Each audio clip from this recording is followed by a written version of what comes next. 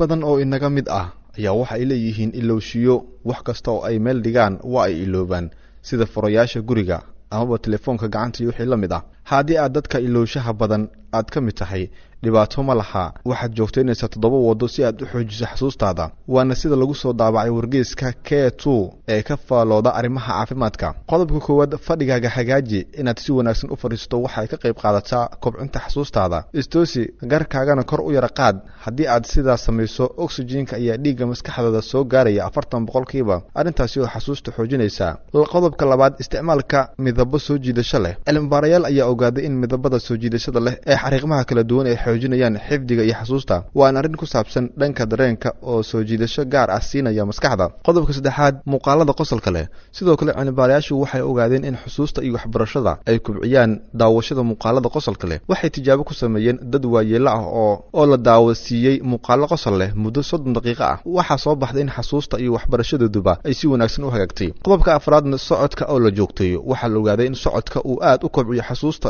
dadka da'da ah qodobka shanaadna culayska qaad haddii aad karto waxyaabaha culus oo la qaado ama calaamadaha culayska la qaado waxay kobciyaan xasuusta 10%. qodobka lixaadna xanjadu waxay ka qayb qaadataa in dhiigu si wanaagsan u soo gaaro maskaxda arrinkaas oo hagaajinaya xasuusta muddo 15 ilaa 20 daqiiqo ah ugu dambeyntii qodobka toddobaad samayso buug xasuus qor ah waxyaabaha muhiimka ah ku qor adigoo markasta buugga iyo qalinka agtaada ka dhow yahay arrintaas waxay kaalin wanaagsan ka qaadanaysaa xasuusta wanaagsan marka dambena waxaa dhici doonta inaad ka maaranto buuggaas xasuus qorka ah kadib marka ay xasuusta wanaagsanaato